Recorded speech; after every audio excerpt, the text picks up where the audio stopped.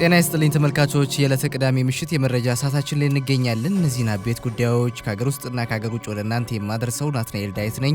አብራችሁን እንድትቆዩ በአክብሮት እየጋበዝኩኝ ወደ ጉዳዮቻችን አመራለሁ። ግብጽ ለፍትሃዊ ተጠቃሚነትና ለቀጠናዊ መረጋጋት መስራት ይጠበቅባታል ብለዋል ምሁራን። በኢትዮጵያ የኮሮና ቫይረስ ወረርሽኝ ስርጭትን ለመግታት የሚያግዙ የሞባይል መተግበሪያዎች ተዘጋጅተዋል፣ እንመለከታለን። ከመስከረም 30 በኋላ መንግስት የለም የሚለው ጥሪ ተቀባይነት የለውም ብሏል የኦሮሚያ ክልል። ማይክሮሶፍት ጋዜጠኞችን በሮቦቶች ሊተካ ነው ተብሏል። ለጥቁር አሜሪካዊው ግድያ ፍትህ የሚጠይቁ አሜሪካውያን ከፖሊስ ጋር መጋጨታቸው አሁንም ቀጥሏል። ዩኬ የዓለም ጤና ድርጅትን መደገፍ የማቆም እቅድ የላትም። ሞዲ የህንድን ወረርሽኙን የመቋቋም አቅም አወድሰዋል። ጀርመን አሜሪካ ከዓለም ጤና ድርጅት ራሷን ማግለሏን አጥብቃ ኮንናለች። የኮቪድ-19 ሀገራዊና ዓለም አቀፋዊ አሁናዊ አሃዝም ተካቷል። ናትናኤል ዳዊት ነኝ፣ አብራችሁን ቆዩ። ግብጽ ለፍትሃዊ ተጠቃሚነትና ለቀጠናዊ መረጋጋት መስራት ይጠበቅባታል ብለዋል ምሁራን። ግብጽ በታላቁ የኢትዮጵያ ህዳሴ ግድብ ዙሪያ ወደ ውይይት በመመለስ ለፍትሃዊ ተጠቃሚነትና ለቀጠናዊ መረጋጋት መስራት እንደሚጠበቅባት ምሁራን አመልክተዋል።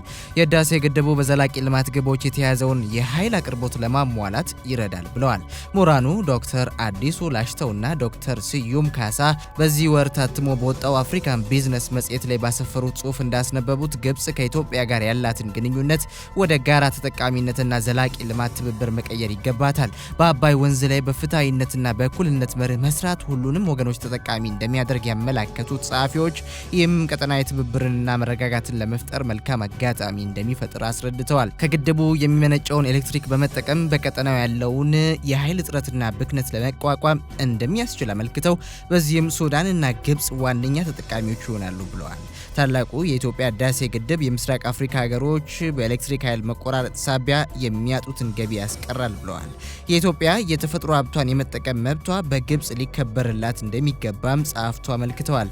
በተባበሩት መንግስታት ድርጅት እንደ አውሮፓውያኑ አቆጣጠር በ2030 የተያዙ የልማት ግቦች አንዱ የኃይል አቅርቦትን በአስተማማኝና ዘላቂ መንገድ ማሟላት እንደሚረዳም በአሜሪካ ከፍተኛ ትምህርት ተቋማት የሚያገለግሉት ምሁራን በጽሁፋቸው ገልጸዋል። የኤሌክትሪክ ኃይል አቅርቦት ድህነትን ለመቀነስ ለኢኮኖሚ እድገትና የኢንዱስትሪ ምርቶችን ለመጨመር ያበቃል ሲሉም ጽፈዋል።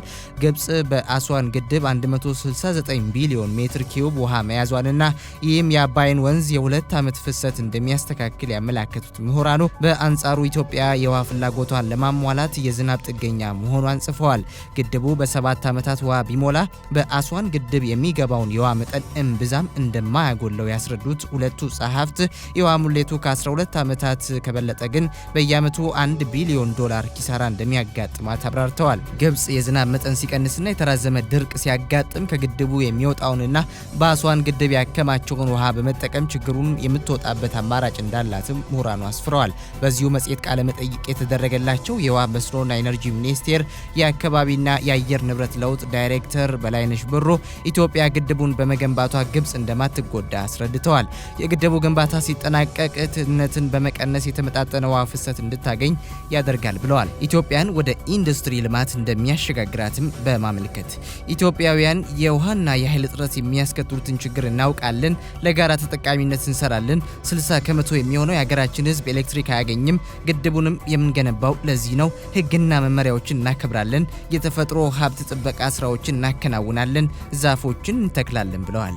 ግብፃውያን ከፍተኛ መጠን ያለው የከርሰ ምድር ውሃ ክምችት እንዳላቸውም ዳይሬክተሯ ለመጽሔቱ አስታውሰዋል።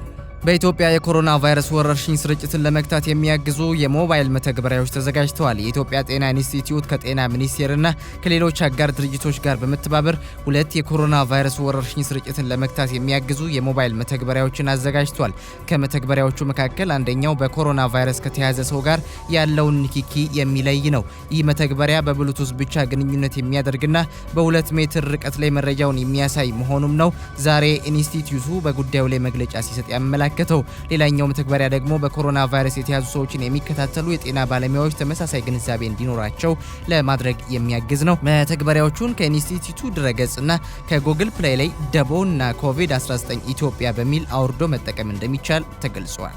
ከመስከረም 30 በኋላ መንግስት የለም የሚለው ጥሪ ተቀባይነት የለውም ብሏል የኦሮሚያ ክልል። ከመስከረም 30 በኋላ መንግስት የለም በማለት ብጥብጥ ለማንሳት መንቀሳቀስ ተቀባይነት የለውም ሲል የኦሮሚያ ክልል መንግስት ገልጿል። የክልሉ ኮሚኒኬሽን ቢሮ ኃላፊ አቶ ጌታቸው ባልቻ ዛሬ በሰጡት መግለጫ ላይ እንደተናገሩት ወረርሽኝ ባለበት በአሁኑ ወቅት ህዝብን ለተቃውሞ መጥራትና ከመስከረም 30 በኋላ መንግስት የለም በማለት ብጥብጥ ለማንሳት የሚደረግ እንቅስቃሴ ተቀባይነት የለውም ብለዋል። የመንግስት ስልጣንን ከምርጫ ውጪ በአቋራጭ ለመያዝ የሚደረገው ጥረት ተቀባይነት እንደሌለው በድጋሚ ማስታወስ እንፈልጋለን ብለዋል የክልሉ ኮሚኒኬሽን ቢሮ ኃላፊ። የክልሉ መንግስት ከምን ጊዜውም በላይ የህዝቡን ሰላምና ጤና ለመጠበቅ እየሰራ ይገኛል ያሉት አቶ ጌታቸው እነዚህ ኃይሎች ስልጣን ለመያዝ ሲሉ ሰው ቢሞት ለነሱ ምንም ማለት አይደለም፣ የሞት ጥሪ ለህዝቡ እያደረጉ ነው በማለት ይህ ትልቅ ስህተት እንደሆነ ሊሰመርበት ይገባል ብለዋል። የኮሮና ቫይረስ በሽታ የተስፋፋ ባለበት በአሁኑ ወቅት ሰዎችን ለተቃውሞ ሰልፍ ወደ አደባባይ መጥራት ተቀባይነት የሌለው ድርጊት ነው ሲሉ አሳስበዋል። የኮሮና ቫይረስ ስርጭትን ለመከላከል የአስቸኳይ ጊዜ አዋጅ ታውጆ መንግስትና የጤና ባለሙያዎች የዜጎችን ህይወት ለመታደግ ጥረት በሚያደርጉበት ጊዜ ሰዎችን ለተቃውሞ ሰልፍ አደባባይ የሚጠሩ አካላት ስልጣንን በአቋራጭ መያዝ የሚፈልጉ ሰዎች ናቸው ብለዋል። አቶ ጌታቸው በሰጡት መግለጫ ላይ መሳሪያ በመተኮስ የመንግስት ባለስልጣናትን በመግደል በማስፈራራትና የታችኛው የመንግስት መዋቅርን በመናድ የሚገኝ ስልጣን የለም ሲሉ አጽንኦት ሰጥተው ተናግረዋል። ጨምረውም ለ27 ዓመታት ይህችን አገር ዘርፈው ይህም አልበቃ ብሏቸው በመቀሌ መሽገው ተቀምጠው አገሪቷን ሰላም የሚነሱ ያሏቸው ወገኖች የክልሉ ሰላም ለማደፍረስ እየሰሩ መሆናቸውን ጠቅሰዋል። ሲያብራሩም ኦሮሚያን የግጭት ሜዳ ለማድረግ ኦሮሚያ ካልተረበሸች ኢትዮጵያ መረበሽ አትችልም የሚል ስም ቀይሰው በኦሮሚያም ግጭት እንዲፈጠር ድጋፍ የሚያደርጉ እና የነሱ ተላላኪዎች ያካሄድ የሚያዛልቃቸው ባለመሆኑ ከዚህ ድርጊታቸው እንዲቆጠቡ መንግስት ጥሪ ያቀርብላቸዋል ብለዋል። ከዚህ በዘለለ በክልሉ ሁከት ለመፍጠር እየሰሩ ናቸው ያላቸውን የተቃውሞ ሰልፍ እየጠሩ ነው ብለው ያነሷቸውንና ከመስከረም በኋላ መንግስት የለም ብለዋል ያሏቸውን ወገኖች በስም አልጠቀሱም። ተመልካቾች ወደ ውጭ መረጃ ተሻግረዋል።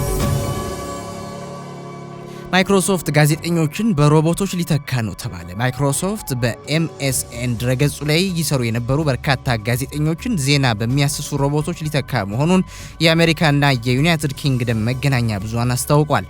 አሁንም ለኤምኤስኤን ዜና የሚሰበስቡት፣ ርዕስ የሚሰጡት፣ ፎቶ የሚያስገቡትም ጋዜጠኞች ናቸው። ሳተላይት ኒውስ እንደዘገበው ከሆነ ግን ከዚህ በኋላ ይህ ስራ በሰው ሰራሹ አርቲፊሻል ኢንተለጀንስ ይተካል። ማይክሮሶፍት ውሳኔው ንግዱ ላይ የሚያደርገው ግምገማ አካል መሆኑን ተናግረዋል። እንደ ማንኛውም ድርጅት ንግዳችንን በየጊዜው እንገመግማለን። ይህ በአንዳንድ አካባቢዎች ኢንቨስትመንት እንዲጨምር ያግዛል። በአንዳንድ ቦታዎች የነበሩ ተቀጣሪዎች ወደ ሌላ ቦታ ሊዘዋወሩም ይችላሉ። ውሳኔው ከኮቪድ-19 ወረርሽኝ ጋር አይገናኝም ሲል ማይክሮሶፍት መግለጫ አውጥቷል። ማይክሮሶፍት እንደ ሌሎች የቴክኖሎጂ ተቋሞች ሁሉ ለመገናኛ ብዙሃን ገንዘብ በመክፈል ዘገባቸውን በድረገጹ ላይ ያትማል።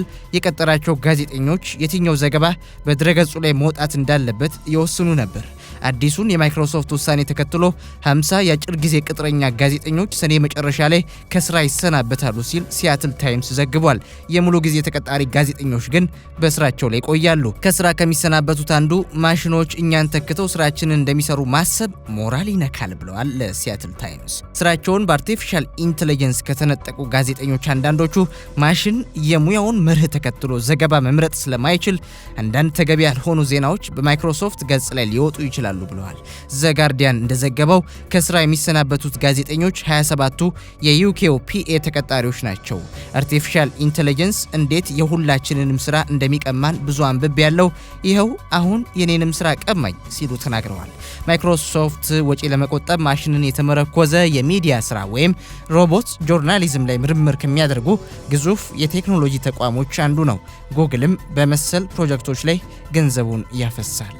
ለጥቁር አሜሪካዊ ግድያ ፍትህ የሚጠይቁ አሜሪካውያን ከፖሊስ ጋር መጋጨታቸው ቀጥሏል። በሚኒያፖሊስ ከተማ ያልታጠቀው ጥቁር አሜሪካዊ በነጭ ፖሊስ ከተገደለ በኋላ ለግድያው ፍትህ የሚጠይቁ አሜሪካውያን በተለያዩ የአገሪቱ ከተሞች ከፖሊስ ጋር መጋጨታቸውን ቀጥለዋል። የጆርጅ ፍሎይድን ግድያ ለመቃወም በመቶዎች የሚቆጠሩ ሰዎች ትናንት ምሽት ዋይት ሃውስ ፊት ለፊት የተቃውሞ ሰልፍ አድርገው የነበረ ሲሆን ባለስልጣናት አካባቢውን ከእንቅስቃሴ ውጭ በማድረግ ዘግተውታል። ሚኒሶታ፣ ኒውዮርክ፣ አትላንታ፣ ቴክሳስ እና ሌሎች ግዛቶችም አመጽ የተሞላበት የተቃውሞ ሰልፎችን አስተናግደዋል። ለጆርጅ ፍሎይድ ሞት ተጠያቂ ነው የተባለው የቀድሞ የሚኒያፖሊስ ከተማ የፖሊስ ባልደረባ የግድያ ክስ ተመስርቶበታል። ዴሪክ ቹቪየን የተባለው የቀድሞ የፖሊስ ባልደረባ የ46 ዓመቱን ያልታጠቀ ጥቁር አሜሪካዊ ጆርጅ ፍሎይድን እጁን ወደ ኋላ አስሮ አንገቱን በጉልበቱ አፍኖ ከመሬት አጣብቆ ይዞት የሚያሳየው ምስል በርካቶች ተጋርተውታል። ጆርጅ ፍሎይድ በወቅቱ መተንፈስ አልቻልኩም እባክህን አትግደለኝ ሲል ነጭ አሜሪካውያንን እየተማጸነ ነበር። ዴሪክ ቹቪያን የተባለው የ44 ዓመት ፖሊስ የፊታችን ሰኞ ፍርድ ቤት ይቀርባል ተብሏል። ሚኒሶታ ከየትኛውም ግዛት በበለጠ ከፍተኛ ተቃውሞ ያስተናገደች ግዛት ናት። በሚኒያፖሊስ ሴንት ፖል ሰዓት እላፊ ማወጅም ግድ ብሏል። ሰልፈኞች ግን የሰዓት እላፊ አዋጁን ወደ ጎን በመተው ፖሊስ ጣቢያዎችንና የፖሊስ ተሽከርካሪዎችን በእሳት ሲያጋዩ ታይተዋል። ግርግሩን በመጠቀም ዘረፋ የሚፈጽሙም ታይተዋል።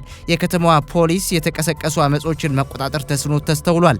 ለዚህም ይመስላል ፔንታጎን በሚኒያፖሊስ የአገሪቱ ጦር ሊሰማራ እንደሚችል ፍንጭ የሰጠው። በአትላንታ ህዝብና ንብረት ለመጠበቅ በሚል የአስቸኳይ ጊዜ አዋጅ ታውጇል። የተቃውሞ ድምጻቸውን ለማሰማት በሲኤንኤን ደጃፍ በርካቶች ከተሰባሰቡ በኋላ ህንፃዎች ተዘርፈዋል፣ የፖሊስ መኪኖችም በእሳት ጋይተዋል። በኒውዮርክ ግዛት ብሩክሊን አካባቢም በተመሳሳይ ሁኔታ የተቃውሞ ሰልፉ ወደ አመጽ ተቀይሮ ሰልፈኞች የፖሊስ ተሽከርካሪዎችን አውድመዋል። በርካታ የፖሊስ ባልደረቦችም ጉዳት ደርሶባቸዋል። ቁጥራቸው በውል ያልታወቁ ሰዎችም በቁጥጥር ስር ውለዋል። ከንቲባ ቢልዲ ብላሲኦ እንዲህ አይነት ምሽት ዳግም ማየት አንሻም ሲሉ በትዊተር ገጻቸው ላይ አስፍረዋል። በዳላስ ቴክሳስ ፖሊሶች ተቃዋሚዎችን ለመበተን አስለቃሽ ጭስ ተኩሰዋል። በሎስ አንጀለስ ደግሞ ተቃዋሚዎቹ ዋና መንገዶችን ዝግ አድርገዋል። ዩኬ የዓለም ጤና ድርጅትን መደገፍ የማቆም እቅድ የላትም። አሜሪካ ከድርጅቱ ጋር ያላትን ግንኙነት ብታቋርጥም የዩናይትድ ኪንግደም ለዓለም ጤና ድርጅት የምታደርገውን ድጋፍ የማቋረጥ እቅድ እንደሌላት አስታውቃለች። የጤናና ማህበራዊ እንክብካቤ ክፍል ቃል አቀባይ እንዳሉት ኮሮና ቫይረስ የመላው ዓለም ትግል ነው። ድርጅቱ ዓለም አቀፉ የጤና ዘርፍ የሚሰጠውን ምላሽ በመምራት ረገድ ትልቅ ሚና እየተጫወተ ነው ብለዋል። ቃል አቀባዩ አያይዘውም የምናደርገውን የገንዘብ ድጋፍ የማቋረጥ እቅድ የለንም ብለዋል። የአሜሪካ ምክር ቤት የትራምፕ ውሳኔ የክትባት ምርምርን ያደናቅፋል አለ። የአሜሪካ ምክር ቤት የጤና ኮሚቴ ኃላፊ ዶናልድ ትራምፕ ከዓለም ጤና ድርጅት አሜሪካን ማግለላቸው የኮሮና ቫይረስ ክትባት ለማግኘት የሚደረገውን ጥረት ያደናቅፋል ሲሉ አስጠንቅቀዋል። የሪፐብሊካኑ ሴናተር ለማር አሌክሳንደር የፕሬዝደንቱ ውሳኔ ቫይረሶች አሜሪካ እንዳይገቡ ከሌሎች ሀገራት ጋር የሚደረገውን ትብብር ከባድ ያደርጋል ብለዋል። የዓለም ጤና ድርጅት ከወረርሽኙ ጋር በተያያዘ የሰራቸው ስህተቶች ካሉ መፈተሽ ተገቢ ነው። ነገር ግን ያ መደረግ ያለበት ወረርሽኙ ካለፈ በኋላ ነው እንጂ በቀውሱ መካከል አይደለም።